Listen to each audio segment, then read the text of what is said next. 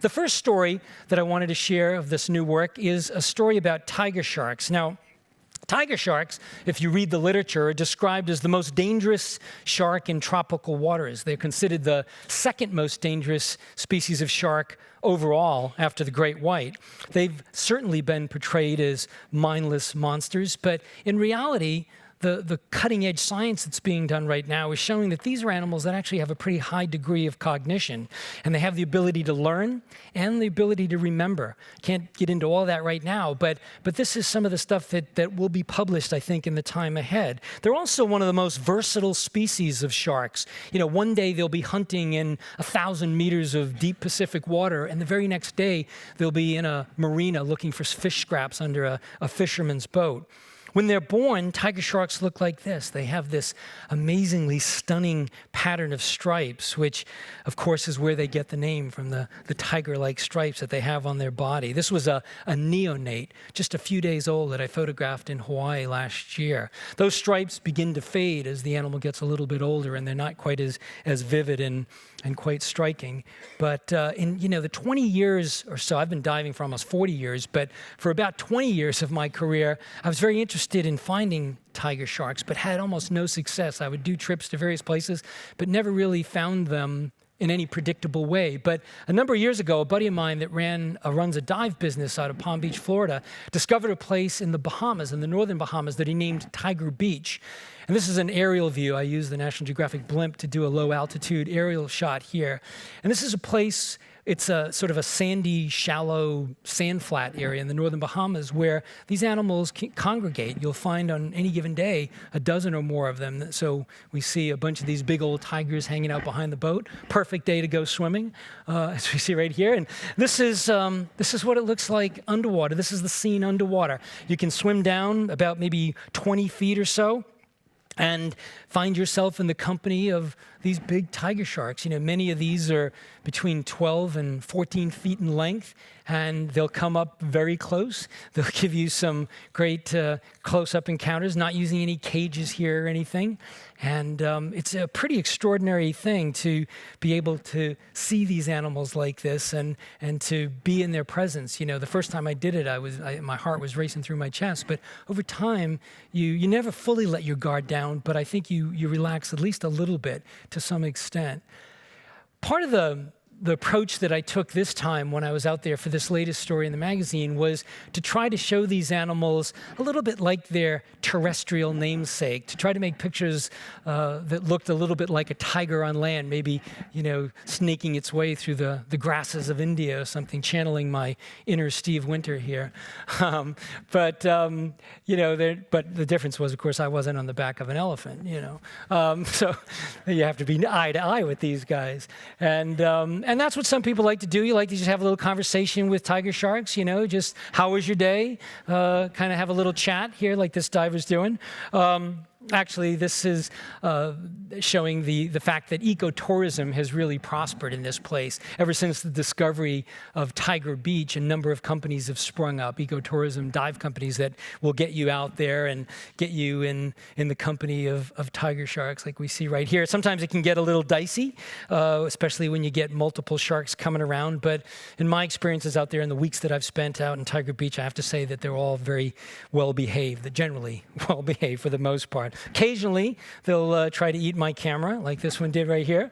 But once they realize that it's not especially tasty, they sort of just move on. And during my time out there on these recent trips, I also wanted to move away from those shallow, sandy places, Tiger Beach proper, and try to photograph tiger sharks out in the deeper reefs, because they hang out there too. Lots of tigers in the Bahamas, and I wanted to see if I could get, the Lord of the Reef sort of patrolling over these sponges and corals that we see here, or to look at the behaviors of multiple animals.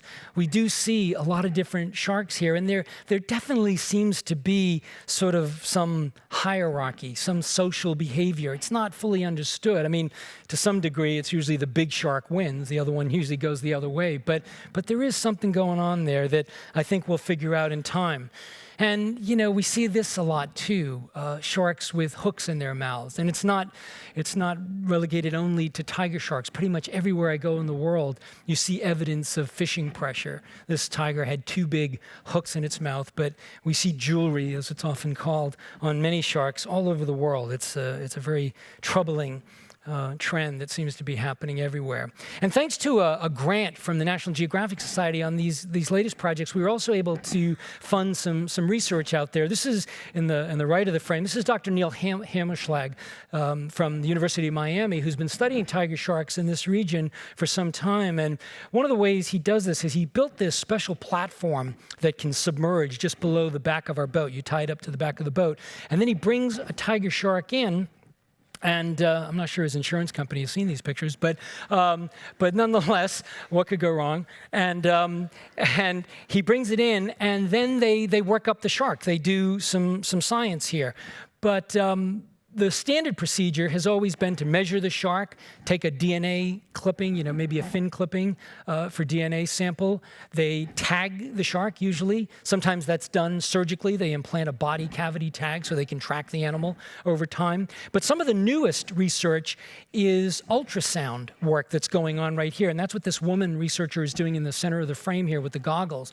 Because Tiger Beach, it's been discovered, seems to be a maternity ward. Most of the sharks there are females, and many of them are pregnant. And that shallow, warm water seems to promote gestation. So they're doing these sonograms that they can keep a videograph of, and they can see how many pups are inside. And then the tagging data will show where the animal goes. They don't actually have their pups in the Bahamas. They're going up into northern Florida, Georgia waters. So in terms of conservation, this would be a very critical habitat we might want to protect in the future. And we also did some critter cam work. I think most of you might know about National Geographic's critter cam, where they attach cameras and various scientific instruments to animals and let them sort of carry it, and then it pops off. This was the first time that one had been attached and deployed underwater. So this is Neil Hammerschlag after he just put that fin clamp on the tiger shark here, and he's sort of checking it, making sure it's all right. And then off it goes for the better part of a day, recording both video and all kinds of other data. And here we can see the shark sort of swimming around, a little shark cameraman here. Just another example of an animal taking our jobs. But in any case, you know, what this data, I mean, they only did it a little bit while we were out there, but it did yield some interesting thing. You know, most of the ecotourism operators that are out there felt that they knew exactly what these sharks are doing. They're going from one operator to the next, you know, and just staying on that shallow area. But the critter cam showed that in between some of those visits, they're making these very deep dives. We don't quite know exactly what's happening down there, but clearly there's a lot more going on in these animals' lives than we realize. So here's a little video that I wanted to share behind the scenes, just a short video.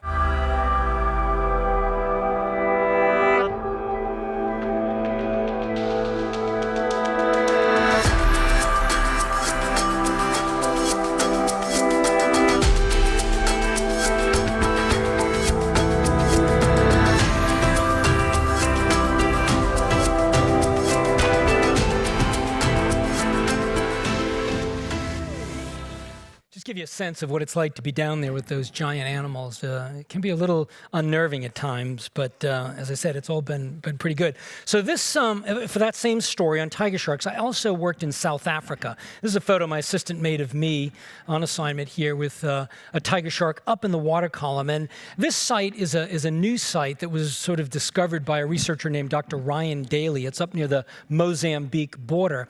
And what Ryan Daly found is that there's a deep water reef there that tiger sharks seem to frequent, but if we dive in the shallow waters just below the surface, tigers will often rise up and sort of check us out. And he's just beginning his research out there to find out what these animals are doing, where they're going, and so forth. But he invited me to come out, and it was a chance for me to make pictures in a sort of different environment instead of being on the bottom. But these are completely wild sharks. They're not acclimated or habituated to humans whatsoever. Very, very wild, and you're definitely part of the food chain when you're out there. And unlike Tiger Beach, you can't stand on the bottom. You don't have that sort of safety blanket of being able to stand on the bottom. So you're really kind of out there.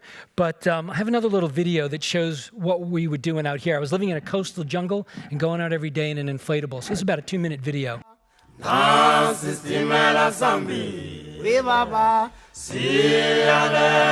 nambi ukhala bona bayo sala bekhala ukhala njalo bayo sala besitabukela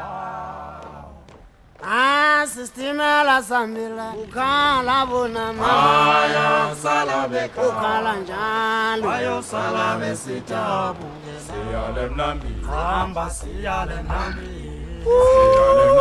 sihamba siyale nambi bayo sala bekhala ukhala njalo bayo sala besitabukela siyale nambi hamba siyale nambi siyosala besitabu izulu latutu awubiki izulu latutu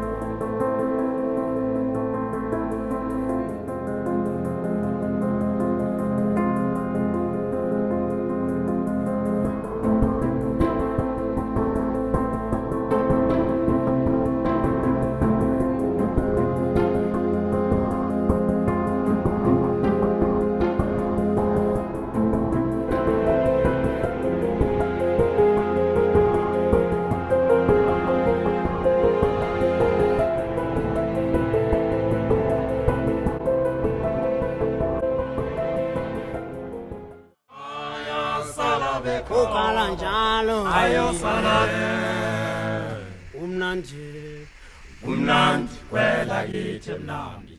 So lots more work to do in South Africa.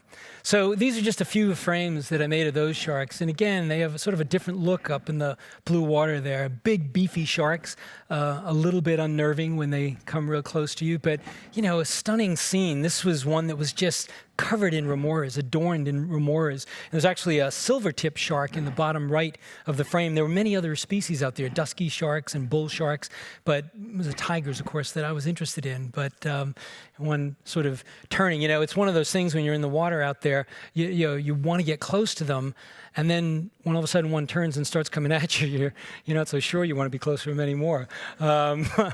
It's really that interesting dance that we do in the water out there. Well, anyway, the next shark that I wanted to share with you, one of the four, is the shortfin Mako, the Mako shark. And, you know, I have to say, being in the water with all sharks is pretty extraordinary, and I love looking at all animals. But there is truly something very special about being in the water with a Mako.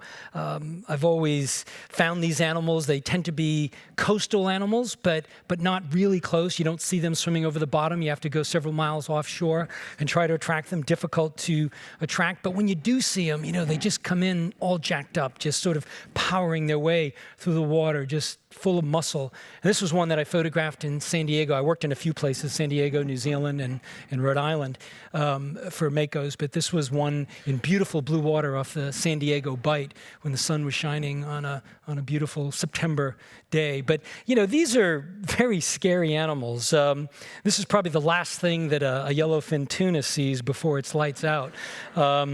They're ambush predators. Makos, you know, attack from below. They have that big eye that allows them to see very well in deep, dark waters and to be able to look up and see those patterns. And then when they see a prey fish, they come up and they'll often bite the tail off of their prey, whether it's a tuna or a marlin or something like that, and then wait for it to bleed out a little bit, circle around, and then come in and finish it off. And those are the things that are always foremost in my mind when I'm swimming with a Mako and it's nipping at my fins.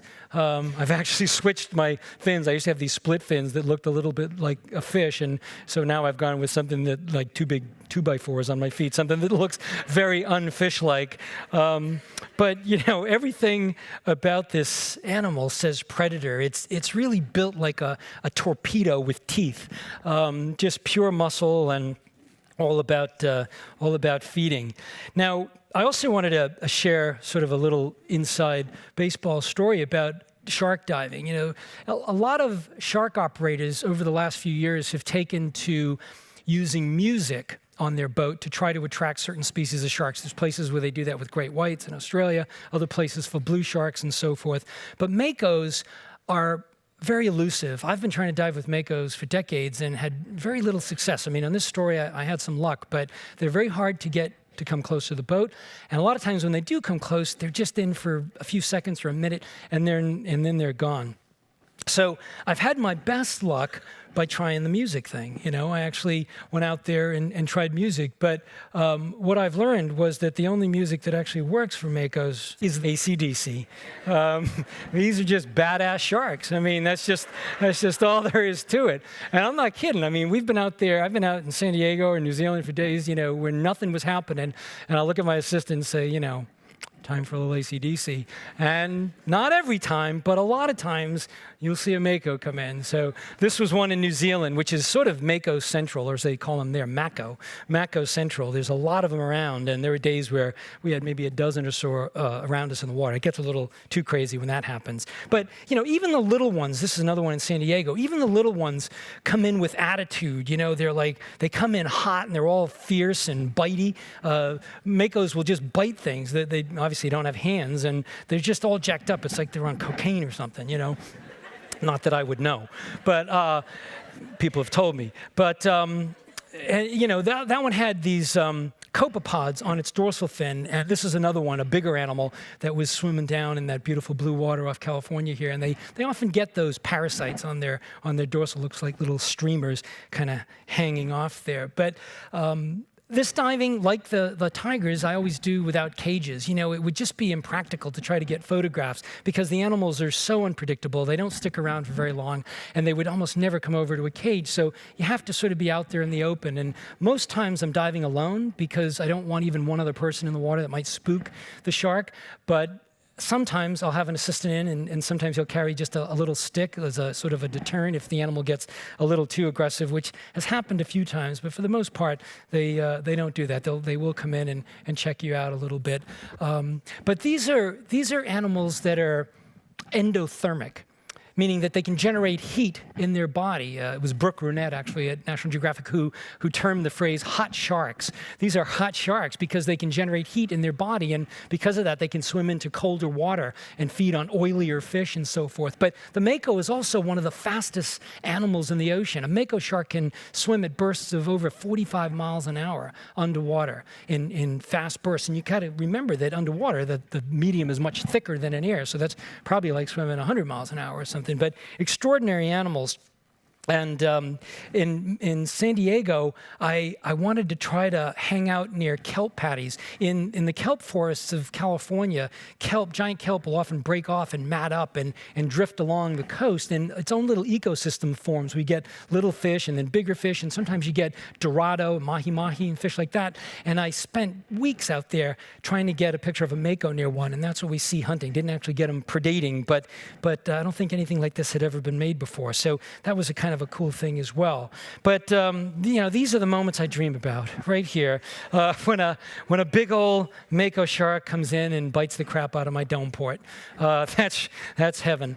But I honestly try to resist the temptation of making scary pictures of sharks because I really don't want to perpetuate that myth, and enough damage has been done to sharks over the years. But by the same token, I don't want to sort of portray them as something that they're not. I don't want to show them as house pets or give the impression that, they're cuddly and we can go out and hug a shark, because they're not. They're real predators. So I think, we have to walk that fine line and show them for what they are, but not over-demonize them for sure.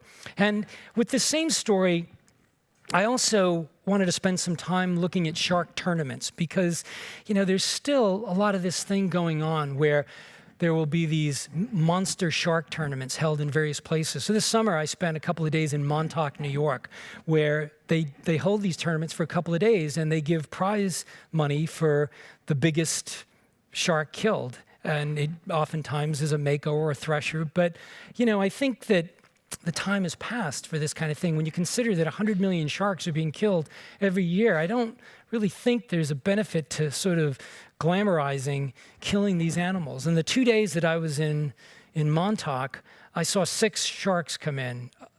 No, I'm sorry, 12. It was 6 Makos and 6 threshers, and every single one of them was a juvenile. Every single one of them wasn't even old enough to reproduce. And, I watched them drag these things up on the dock and sort of cut them up, and I saw all these children, these kids that were fascinated with sharks, But I think it's sort of unfortunate that this is their first scene of a shark, you know, looking like a slayed dragon just laid there, and that the fishermen were some sort of heroes for doing this. And I have no problem with fishing, but I just think the time has passed for this sort of treatment of sharks. And, you know, I recognize that not everyone will get to see a shark underwater, probably the way that they should be seen, this amazingly majestic animal.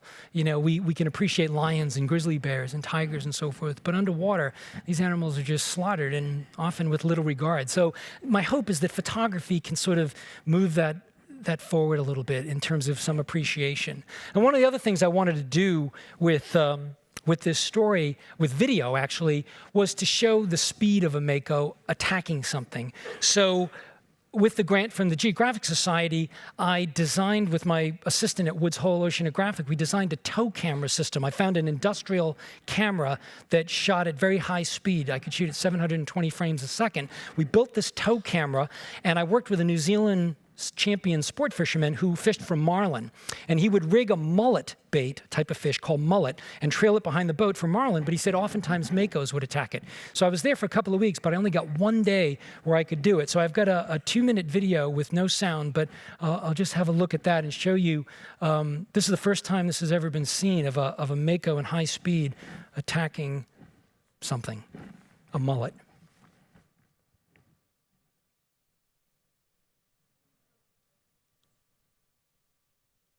Everything that you're going to see here happened in about 4 seconds, but we're shooting so fast that we can play it back at normal speed, and it's slow motion. But it was fascinating to see this animal. After he latched on, he sort of put his pectoral fins back in a very hydrodynamic way, almost trying to use his weight and the speed to break it off. The boat was traveling at about 8 knots, and he had no trouble, of course, you know, firing up and going in and grabbing that bait.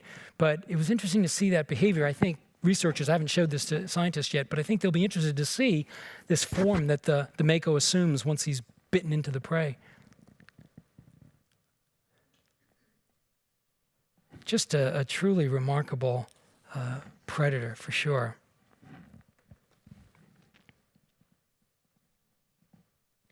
Going for a ride.